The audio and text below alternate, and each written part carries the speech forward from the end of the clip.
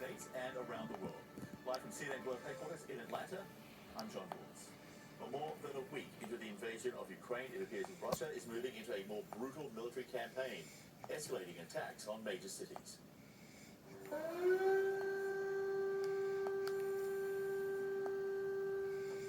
Air raid sirens were heard earlier in Kyiv, where it is now 8 a.m. And there was at least one explosion a few hours ago on the outskirts of the capital. Newly released satellite images from Monday show some of the early impacts of the war. We're seeing homes with fire damage in a village north of Kyiv, with craters dotting nearby fields. A bridge there also destroyed. A dense cloud cover has prevented most satellites from capturing ground images over the past few days. To the south, Russian forces are finally in control of a key Ukrainian city with the fall of Kherson, marked in red on the map here. Officials there say fierce fighting left dozens dead. In the northeastern city of Kharkiv, Russian strikes hit at least 3 schools Tuesday. There have not been in session since the invasion began, and there is no word on casualties at this point. On the diplomatic front, a new round of talks between Russia and Ukraine could begin in the coming hours. The Russian delegation says it's already arrived in Belarus. No word, though, from the Ukrainian side. America's top diplomat heading back to Europe for meetings with NATO. The US president has accused his Russian counterpart, Vladimir Putin, of trying to create divisions, but says that will not work. They're alone. And they did what they did, in my view. He did what he did because he thought he could split NATO, split Europe, and split the United States.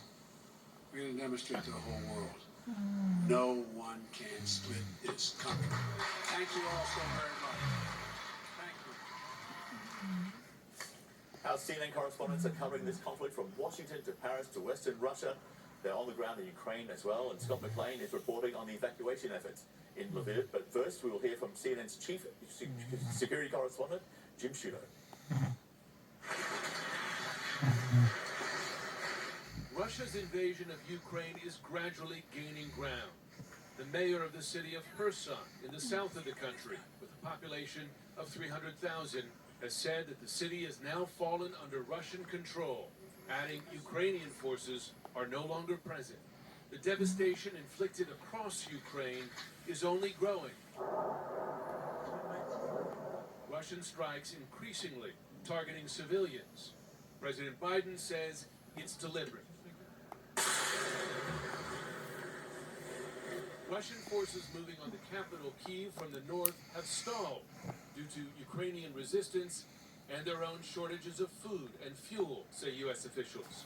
The Russian military has increased its rocket and artillery attacks against the capital and other cities.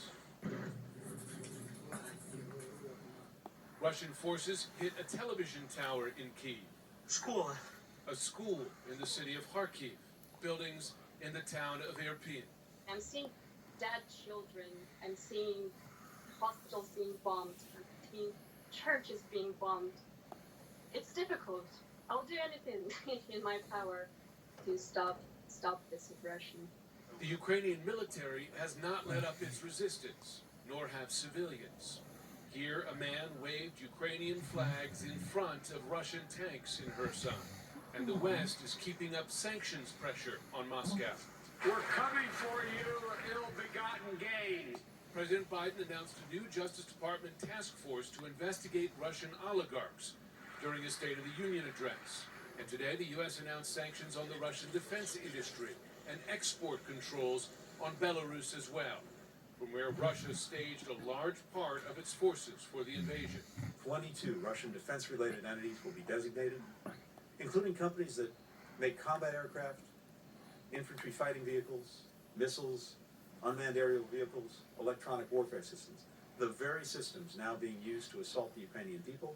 On the battlefield, the Ukrainian military has now lost more tanks, aircraft, armored personnel carriers, and artillery than Russia has. However, by Russia's own admission, their losses are mounting as well. The defense ministry claims nearly 500 Russians killed.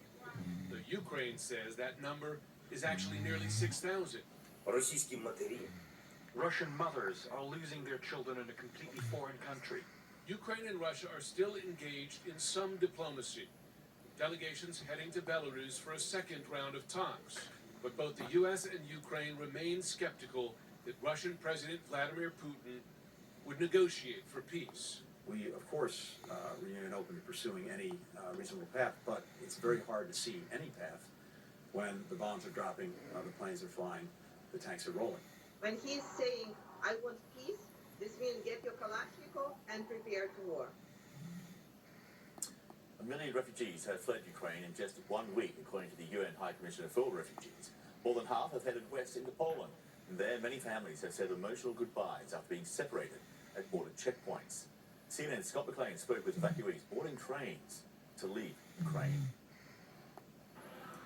About a week into the war, it is finally starting to get easier for people to flee the country. Traffic is easing at land borders, both by car and by foot. And here at the train station in Lviv, trains are taking people into Poland on a fairly regular basis. Things are much less chaotic here now than they were just a few days ago, though it is far from a well-oiled machine. The people who are on this train here had to wait for several hours in very long lines, not knowing when or even if the train would actually arrive. What there is here is a army of volunteers and police officers to help things to run smoothly. They are now allowing foreign men and older Ukrainian men to board the trains, though women and children are still very much the priority.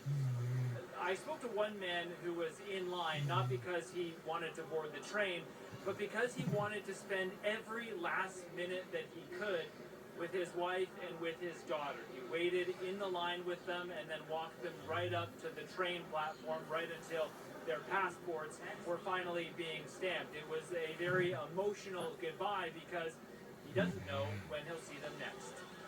This is war, and for me it's better that they will be safe, and that's why I have another feelings, because I have to understand that they are in safety.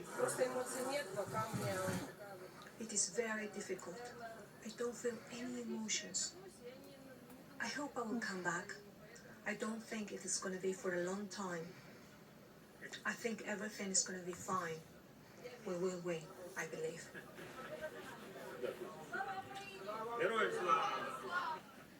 Now, while this train is bringing people from Lviv into Poland, there are other trains now beginning to arrive carrying humanitarian aid.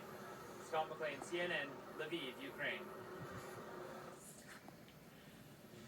Mirella Adib joins us now live from Western Ukraine. Mirella is the communication coordinator for the International Committee of the Red Cross.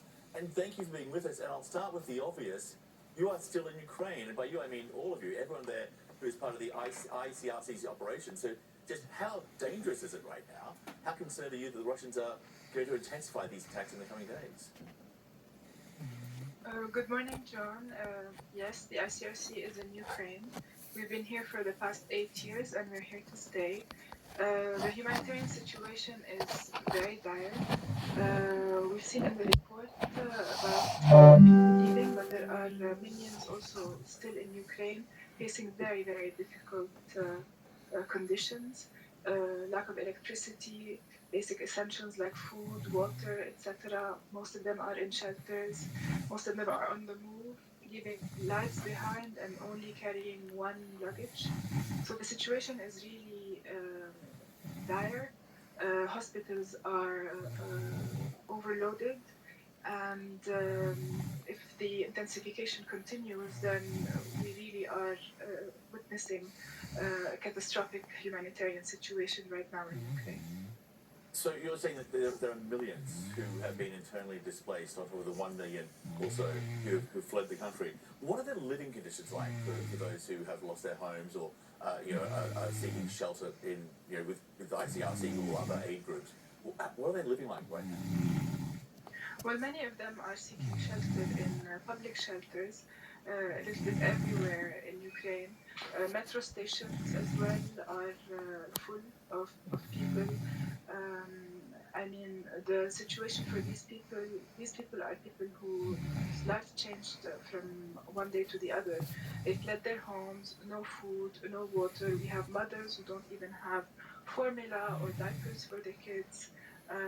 We have, our hotline is receiving calls for people wanting safety, for people in psychological distress.